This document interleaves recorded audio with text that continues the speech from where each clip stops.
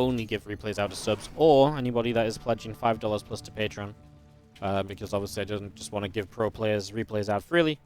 Otherwise people get annoyed at least giving out to subs. It limits who gets them, etc. And it's a good little thank you for people who are supporting the channel and stuff. Whether the official stuff will... whether the official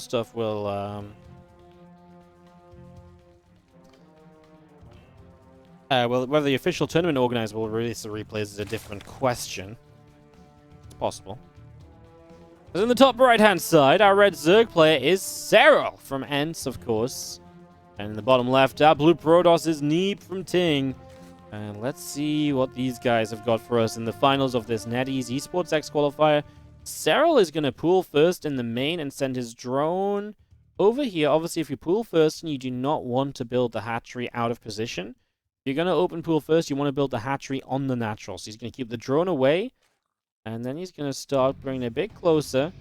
Ready to move in and put the hatchery down as the probe moves out of position to check. Just make sure there's nothing crazy going on. Then he's going to realize, oh, the pool's already up and running. Well, he will in a moment or so. So Neeb's going to see that. Now he knows the pool timing. And now he's going to realize that the drone on the low ground is probably just where his probe was continuing to block. But you do have to come up the ramp because you got to know if it's a 12 pool or so to start preparing back at home as well.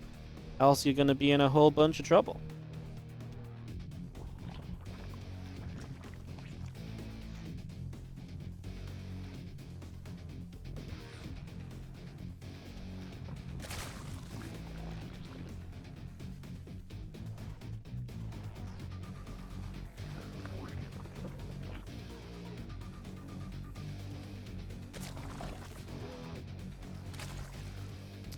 Going to see the Queen coming through, the Fuelings making their way across the maps. They're going to look to pressure a little bit.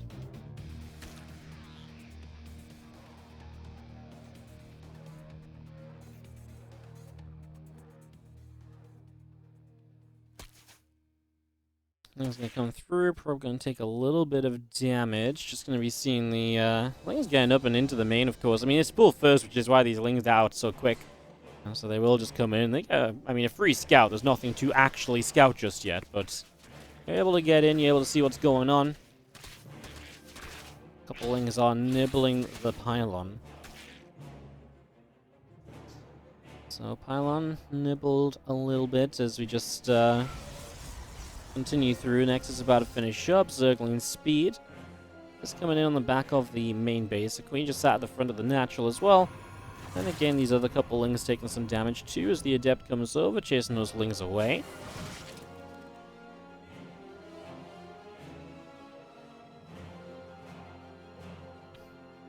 Third hatchery sets up from Serral in the third location. Again, a few more drones coming up. Robo Facility, Twilight Council coming down. A couple probes coming up. Warpgate is building. And the few drones are just continuing through as well. So a few more drones coming up also. As these couple of workers are going to make their way out toward the natural expansion. Adept from Neeb comes up into the natural as well, trying to jump on top of the drones and so on. Not quite able to just yet, though.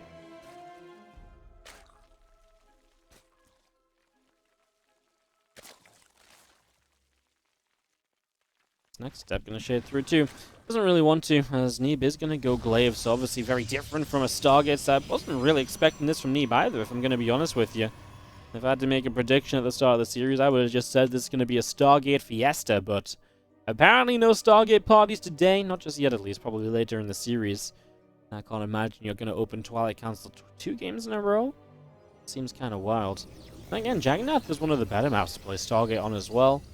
I guess it's also decent for playing Glaives on too, though, so let's see what happens. We do see this Prism loading up the first few Adepts. We have seen, in fairness as well, a lot more Glaives play kind of come through lately. Right now, you should be warping in your second round of Adepts, so this has been a little slow, perhaps, from Neeb setting up. Yeah, it's going to be, what, about 10-ish seconds late on that warp in? But that might also be due to the fact you had to deal with the Lings that came around, and obviously it was pool first, so there's that to keep in mind as well when you look at the timings of this here. Serral is getting the Lings and the Roaches up. We saw him earlier was very serious about getting the right amount of units up to deal with what he thought was an Adept attack against Geralt. It turned out not to be. This time around it is the Adepts. Of course, you can have the units, but then using the units to defend properly is still very important.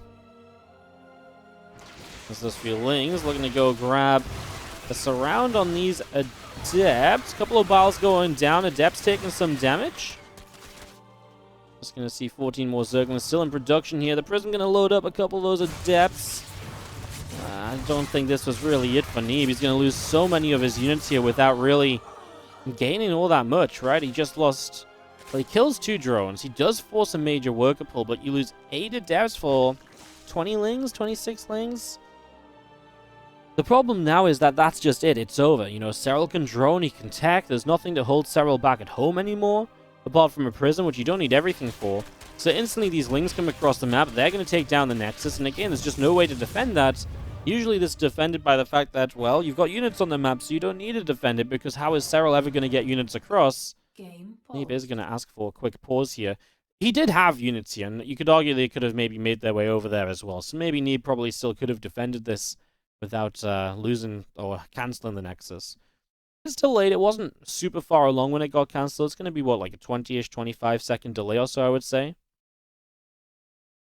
As we wait for our next round of this to continue. So just waiting for Neeb to unpause. We'll go from there. Again, just mentioned back a few moments ago, Serral's got his lair on the way. He is going into the Evo Chamber. One thing Neeb has done is take the eco lead this game, and kept that eco lead, still ahead on workers, but that will switch into Serral's favor now that Neeb does not have a third base still. Because Neeb is currently already oversaturating the... he's not oversaturating because he's long distance mining. 1, 2 probes here, 3, about to build a Nexus. So he's starting to get to the point where he's got to send probes long distance just to be able to realistically, you know, just to realistically actually be able to keep them mining effectively. So that income lead is going to drop off in a moment or so. Neeb is saying sorry and go. It's okay, Neeb. We forgive you. Even if Serral is just going to red you up. Ling is going to move down the bottom. And they're going to go try and make a jump on this base again. This time, again, you just can't let this happen. I'm not sure why Neeb is so out of position with this army. I understand you don't want these Lings to go running in over here, but I feel like you should really just have a unit in this wall-off, or Warpins ready to go in that wall-off, and then you just don't need to be as far to this left-hand side as he was. Unless he's very afraid of, like, a roach attack coming across the map as well, in which case he doesn't want his units out of position over here.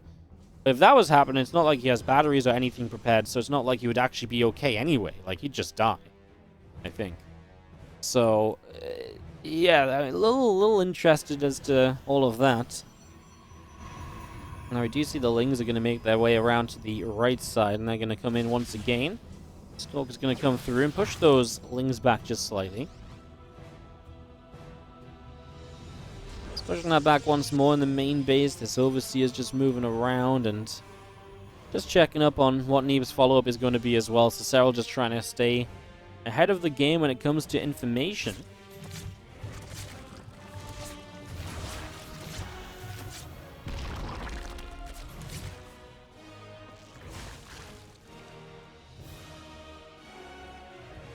Prison down the right, a few Zerglings settling down. Stalkers, Adepts, and Sentries joining up together as well. We do have the rest of the Lings out down the bottom right. And that Robo-Bay Neeb coming up as well, so just getting that ready to go.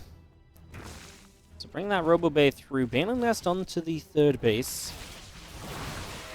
As we push on forward, just a lot of this creep spread being cleaned out as well, so Neeb getting aggressive. Now, I don't think he wants to be too aggressive here, and I think he knows that as well. It's a lot of units actually out from Serral already. He is going to warp in another round of Stalkers. Remember, he does have Blink ready to go, so he can use that. He's got decent force fields and plenty of sentries to put more force fields down with as well. So definitely ain't the worst fight that Neeb's got going for himself. Now, you don't want to be up here on creep spread taking a fight, but I don't think, you know, pottering around the map and finding a couple of pickoffs is going to be all that bad. I don't think we can complain about that much at all. In fact, as the Stalker's going to blink through again, and those Lings are again going to be chased away out around that left-hand side.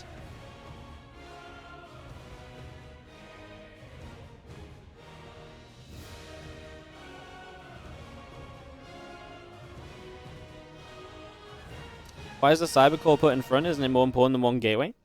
Yeah, it shouldn't really be exposed like this. I think that's a mistake on the wall. The problem is as well, though, when you build your initial gateway, you don't want to build your initial gateway out in the open, fully surroundable, and then obviously a lot of the time you want your Cybercore set up here so that you've got the gap between a gateway and the cyber core. But there's definitely a way to do it without the cyber core being as exposed as it is here for sure. That's definitely not necessary. But there is a reason you kind of put the cyber core in that general location. Anyways, just a quick question from the chat as we get back into this. Those few Banes got a couple probes. As Neeb is still posturing on the map with the main force. Ling counterattacks are going to continue down here, and especially after just taking down the pylon, just powering the cannon. Now the cannon dies before it is back online. And, okay, Serral's just going to take the opportunity to back away from that. Says he doesn't need to stick around, which he doesn't. The units were on the way over. And it has kind of forced Neeb back home for the first time in a while, properly. As, otherwise, it was kind of, you know, Neeb just kind of staying on the map. He was trying to maintain map control. Going to send a round of Banelings at this base, but Neeb actually left units behind here as Serral is maxed and looking like he might just go pull the trigger and try and take some fights onto a fourth base that does not have batteries up just yet. Disruptor's available here, and it looks like Serral's looking elsewhere. No, he did dodge back as he comes in from two sides. Oh, Neeb try to pull this Disruptor back down to the bottom side set of Ravagers, so only one Ravager, I believe, died to all of these Disruptor shots. Now bringing the Stalkers back from the right side just as the probes get hit from the right side. Banelings. Neeb's going to type out GG. I mean, Serral moved that army around beautifully right there. The timing of the Banelings was perfect for the Stalkers being pulled to the left.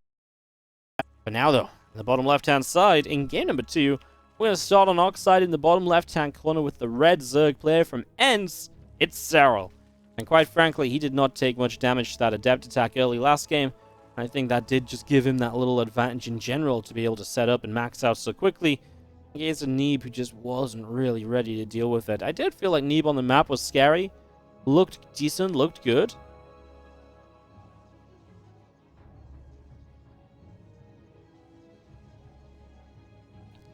As he gets set up into map number 2. Didn't hate it for Neeb, but just feel like the Twilight didn't do enough for him. Let's maybe see what he does with... I feel like you got to go Stargate now, right? We're not going to go Twilight 2 games in a row, are we? Question mark. Maybe we do. It's not, I mean, you don't... It's not impossible that you go for a Twilight again, just... Yeah. Alright, well... I do see an Overlord is going to start making its way out around the right. Obviously looking to get across the map and position a scout. No probe early to try and block this hatchery off into a different location or anything. So that's no early probe committed from Neeb. So he's just going to stay at home for a while as well. Also means he's missing out on a little bit of information. Definitely not the, you know, the biggest thing on his mind at the moment, I'm imagining. One of those things where now this probe is here, it's going to pick up some info. Hatches down and... yeah.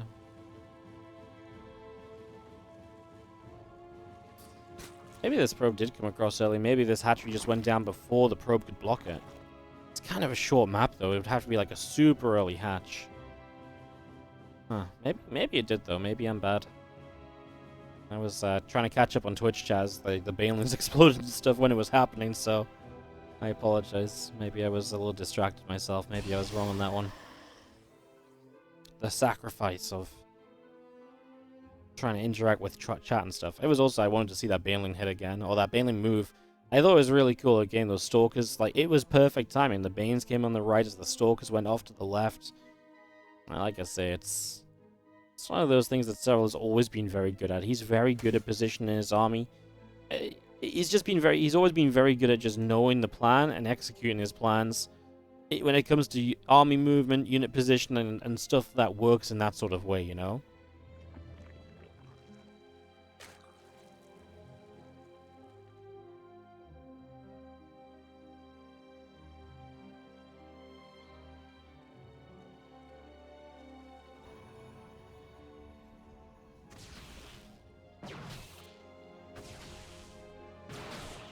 Yeah, just looking at the stream delay, I think that probe did go out just a little bit later on anyway. Didn't attempt to block the hatch.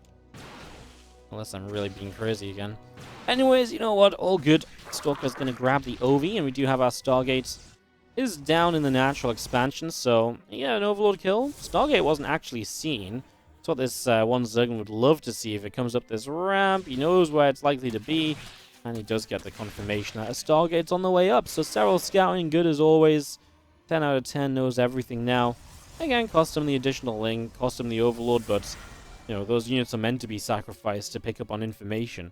You know, information is so critical. You don't mind losing an overload on a lane to pick up on that. As now Serral can get spores at the right time, position his queens adequately to be able to deal with the incoming oracle. And as the third hatch finishes, he'll definitely put some queens there as well before he gets drones in position, mining away. So here comes our first oracle, and it is going to be committed to oracles. So multiple oracles here, no void rays. So it's a little different. Oracle actually gets a creep tumor to begin with, so it's not a bit of creep outside of the third. That's one of those things which it's a nice little something. In PvZ, I don't think it matters quite as much, especially when Neeb is going to play this oracle style. The only thing it really allows them to do is maybe these adepts can come a bit further forward, deny that creep tumor again. Nope, hit the queen instead. Yeah, it maybe gives you like a little edge, but it's not like in TVZ where you're looking for like a major push in that position and the creep is like, you know, the do or die sort of thing. Like if there's creep there, you can't make the push. If there isn't, you can get into a great spot. It just works a little bit differently versus Protoss. And that's why we see, you know, Protoss do clear creep, but nowhere near to the extent as a Terran tries to deny, slow down and clear creep in the early game.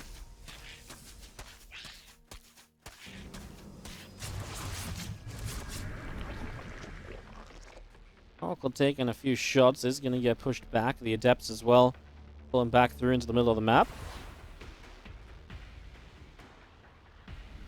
Just going to see all of our additional gates on the way up with the Twilight Council finishing. So there's Neeb's transition coming on through. Third base up and running for him. Plenty of Adepts here early just to join the Oracles in an attempt to harass.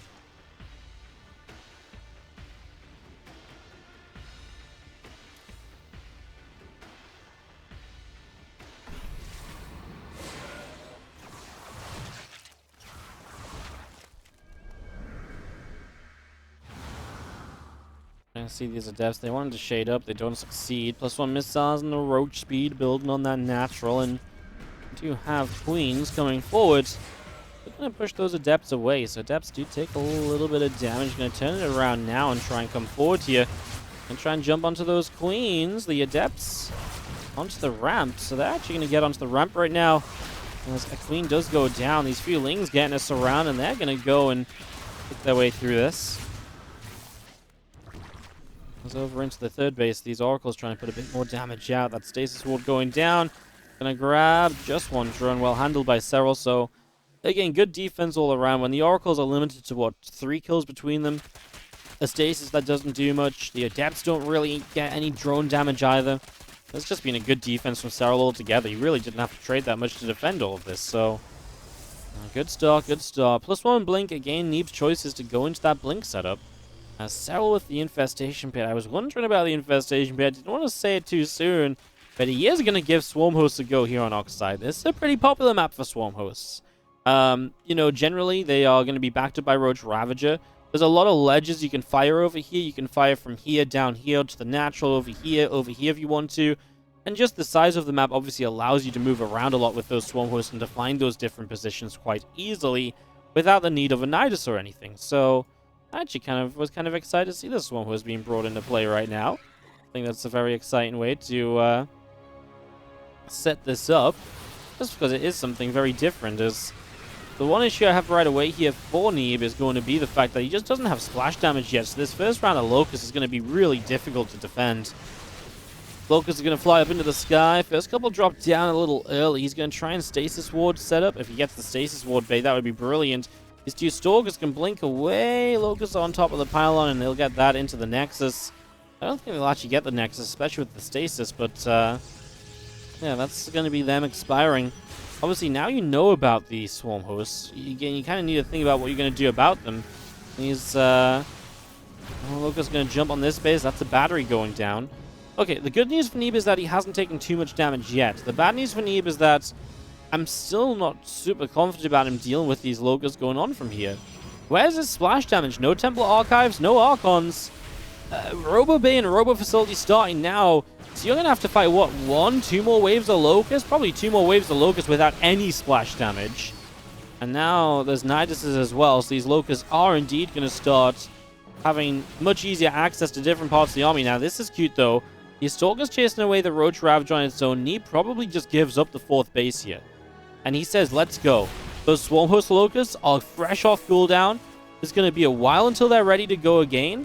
Let's take that opportunity and try and fight an army that's just Roach Ravager when those Swarm Hosts aren't able to join the battle. And we know Roach Ravager ain't meant to be very good on its own. So that's what Neeb is trying to take advantage of right now. A couple force fields, gets a few kills. Just making a few picks, now going to back it up. Again, he gives up his 4th base to do this, but you don't actually need like a mega economy against Swarm Hosts. Yes, they're pretty efficient units, but, you know, the Zerg also usually then plays them off a low drone count as well, and 72 isn't exactly super crazy. So giving up your 4th and delaying your 4th, I don't think is the biggest issue. I'm more concerned still about the fact that at first bit of splash damage is only just about to come onto the field in the form of Disruptors. No shield battery here might make this an issue. Some Stalker's going to blink in. Let's see what they can do. I mean, 4 probes, 5 probes going down. It's honestly still not so bad, all things considered.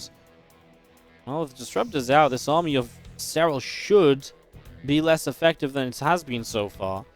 Obviously, the ability to even hit Swarm Host. They wouldn't kill a Swarm Host if the Disruptor shot connects, right? It would just 160 HP. I think it's similar to Queen's, right? Where I think the Swarm Host maybe just survives. Why don't I know that? 145, yes. So they just survive with 15 HP, yes. That's why. Well, for some reason I was doubting myself. The Queen survives with like about 30 HP, right? So yeah, makes sense. This round of Locust, I mean, Neeb just not in position. He's going to go to the right side and try and push with the Disruptors. You got to remember, though, anytime it takes you to push, those Locusts are ticking down on cooldown. And they are probably going to be here at some stage of this fight. They might not be here for round 1 of this fight right now. Good Disruptor hit. But they will be here at some stage, and Neeb has to be able to fight them when they are. That or you're going to back away when they arrive. But, of course, during all this time, you're down to Nexus that just died for the Locust. Now, he does have this right side base. So he is, in theory, just staying on 3 base, which ain't so bad. I was just sort of saying how you can get away with that here. The Swallows are looking like they're going to attack again rather than defend. And if that's the choice, he really is banking on Neeb not overcommitting forward just yet. Does Neeb realize where these Swarm Hosts are? Well, yeah, but he's too late to stop the Swarm Host. He's going to deny the Nidus at least. That is something. Okay. I mean, this round of Locust wasn't exactly too crazy either. To be fair, we're getting past the point where the Locusts need to be super crazy. Bane speed's on the way up. The Baneling count is becoming terrifying. 35 plus 33. Guys, I'll do the math for you live on stream. It's 68. I know, 1 away from the perfect number. Yeah, that's a lot of Banes, but I mean, it needs to be against purely Stalkers. It's not like Banes are going to crash into Stalkers and trade super well or anything. Banelings kind of want to start waddling forward here. Stalker Disruptor coming through. That Queen gets picked up. On the top side, we're going to see Locals are going to come dropping in. This Nexus is about to complete. Bottom side, the Banes do come through, but, well, the Disruptors in the front didn't get their shots off before they got blown up, so maybe... Oh my god, not a single Disruptor ball is going to connect. Neeb, what happened? He was distracted on the top side, I think, and that is going to cost him an awful trade out. If a single one of these Disruptors connect... Oh my goodness, I mean, this was just worst case scenario from Neeb. That was not good. Now we move around the bottom a little bit. Up on the top, these Swarm Hosts are going to activate again. Locusts are going to fire off toward this Nexus. Stalkers blink in, they grab the Nidus.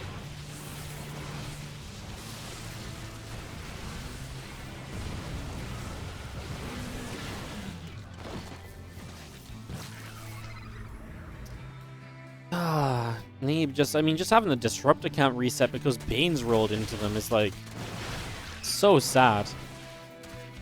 Because I really feel like that takes away a good chance of him maybe just being able to take this game. It's not dead yet, don't get me wrong, but you know, he's full base against a 5 base Zerg. Plus resources lost like kind of even-ish, Neeb a little ahead. So yeah, it's not terrible for Neeb, it's just the position he's in could be so much better. We're starting to just not like it at all for Serral. That Disruptor shot did not follow the Ravagers. So 1 Ravager, here we go. Another huge round of Bane. Super Battery activates and the Banelings say nuh-uh. Because anytime a Super Battery's up, those Banes are just not going to do damage, right? They're going to hit. Super Battery's going to heal. More Banes roll in. Super Battery's going to heal. you're not gaining anything from that like you are over here, where these Stalkers actually will take damage and actually will go down. Nexus top side has just had to be, I believe, cancelled again due to these Locusts that probably just showed up over here. Now the Swarm is on the right side. Actually not sure what happened to that base up there. Something did, though. Had to cancel up one more time. And the one Disruptor trying to do something is... Oh, no, no, no! He blinked away! The hatchery's still alive. Neeb realizes it. He goes back forward again. Sends the Disruptor out to the left. He's not gonna... Okay, he does get the hatchery kill. I apologize. Didn't see that. So he just about grabs that. These Stalkers are going to try and retreat. Locusts are not going to try and cut the Stalkers off. Instead, they are going to go for that base. Of course, Super Battery not available. So this is very much so a case of just... Well, wouldn't have mattered if it was. Just going on this top left base, but now Neeb is, what, 3 bases? Kinda. He's going back to that top left-hand side, has to rebuild over here. I feel like that previous fight that we were talking about, the Disruptors missing on, was just a little bit too critical.